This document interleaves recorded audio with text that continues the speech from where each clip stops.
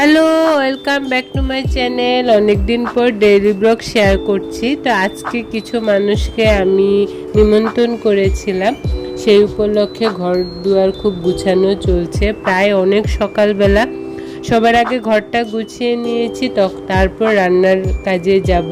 ঘরটা গুছানোর পর রান্না করলে আর টেনশন থাকে না ঘর গুছানোর জন্য।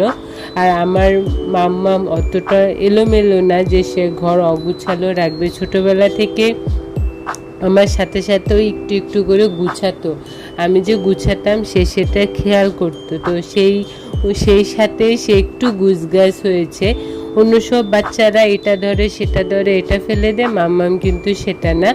আর আমার এই ঠাকুর রুমটা আমি কালকে রাতেই গুছিয়ে রেখেছি। আসলে সবটা তো আর একদিনে হয় না, অনেকটা রান্না থাকে।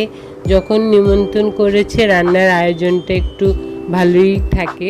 তো আমি কি কি রান্না করেছি সেগুলো আর আপনাদের সাথে শেয়ার করছি না।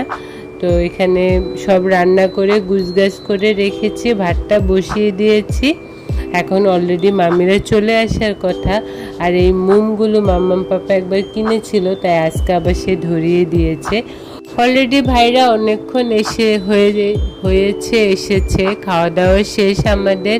এখন ভাইরা মাম্মামের সাথে খুব মজা করে খেলছে। ওদের খেলা দেখে মনে হচ্ছিল ভাইরা খুব হ্যাপি। ওরা লন্ডন থাকে, ভাবলাম বাংলাদেশটা ওরা কি ওইভাবে ক্যাপচার করতে পারবে কিনা, কিন্তু আসলে ওরা খুব মিশুক, ওরা খুব সুন্দর জিনিসগুলো মেনটেন করে নিয়েছে।